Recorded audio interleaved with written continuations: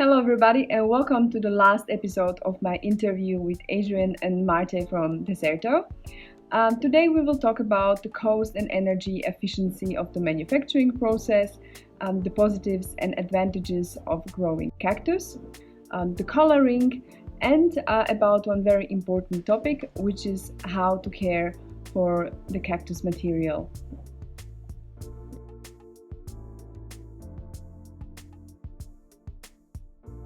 One more question I found on the social media was about the cost efficiency or effectivity. For example, the transportation cost of the raw materials. You are planting the cactus on your own field, so I don't think there are any transportation costs at all. Yeah, this is a very nice question because we have all the process in the same place. Yes. So we grow the cactus in the fields, and 50 meters away, it is the next process. And 50 meters away is the solarium. And 50 meters away is where we measure the process and where we obtain the protein. So all processes of the feedstock is in the same place. And the only transportation we have in the process is when we put the feedstock of the cactus, when we transport it to the factory. So it's just one way to the factory, and that's all. That's all, okay. This is also the same case when it comes to electricity, isn't it? Yeah, and also, for example, when we dry the cactus, we do not use any electricity or any oven. Why? Because we dry them under the sun for 3 days. Why? Because we want to reduce the energy of the process.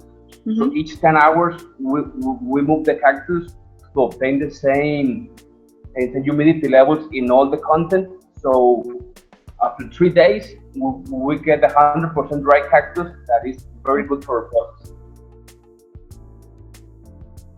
What about the coloring? Is it plant-based coloring, or how do you work with the colors? What is the difference to other industries? Normally, the industries, they use dyes, right? This is what the industry normally use for coloring the materials. Yes. And we use organic pigments.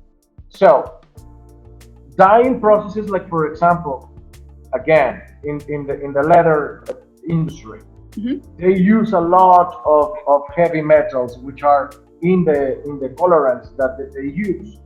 For example, aluminum, arsenic, barium, boron, chromium, cobalt, copper, mercury. There are so many, you know, and our material do not have any of this. They don't have heavy metals. And if there is a trace within the organic pigment of a heavy metal, it is very, very small parts per million that are within the safe parameters. I mean, we humans have heavy metals in our body as well. Yeah. You know, like, so you can't just take them away.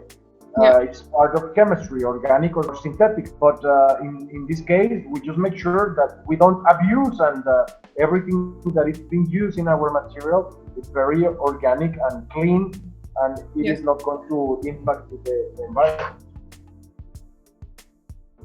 But what about the care? What care does the material need? I mean, is it similar to real leather? Like, do you need waxing or any creams or anything? No, you just need a soft cotton cloth and a water, and that's it. You can just clean the material, no problem. And in case the stain remains a little bit longer because of many hours have passed since the stain was in the material, you need to use something with no solvents, something like a shampoo with water or something like that. And the general rule is never to use solvents. That's it. Okay, so there's no waxing or any other special care. Okay, so you just wear it like this, and then if there is something, then you just wash it with water and like easy supplements. Yeah. Okay, well, easy care. What are the positives of growing cactus when you compare it to soya, for example, or cows?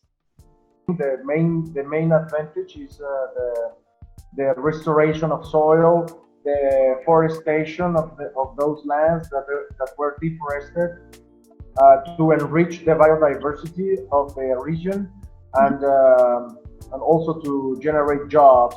You know, the farming sector, it's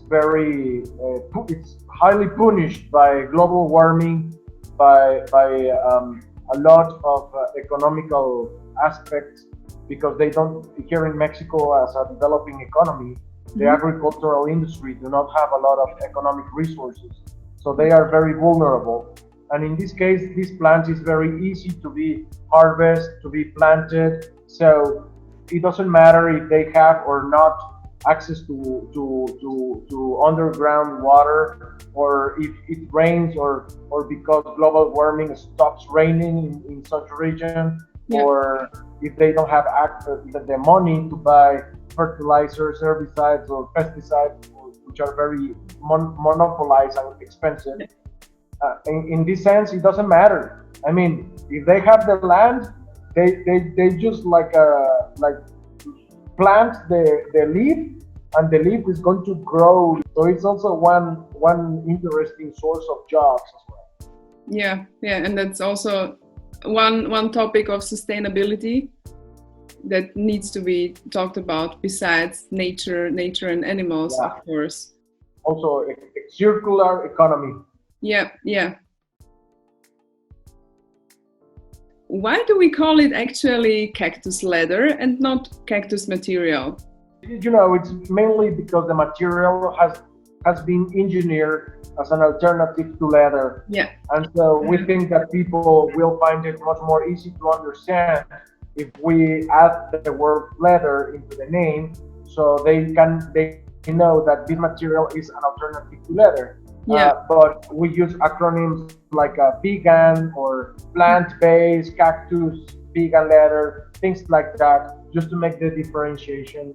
Because, you know, like for example, the synthetics, they call themselves false leather, which means fake leather. And so we just say, well, it's a cactus vegan leather, because now the synthetic industry, they say that they are vegan leathers because they don't have any animal contents in their materials.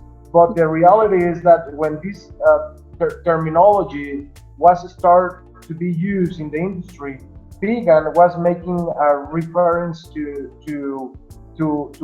plant-based feedstocks. If you have plant-based feedstocks, then you could call your product a vegan material. But then the name got somehow like abused by other industries, and they started to say, oh, like for example, even the animal leather. Sometimes we have heard that they say like, oh, this animal leather is vegan leather because it's tanned with vegan pigments, and we are like, come on, like.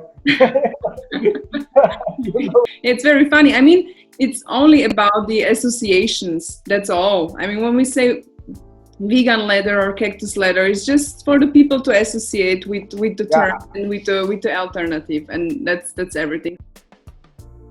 Thank you very much for watching, and if you like this video, please don't forget to subscribe and stay tuned for the video next week.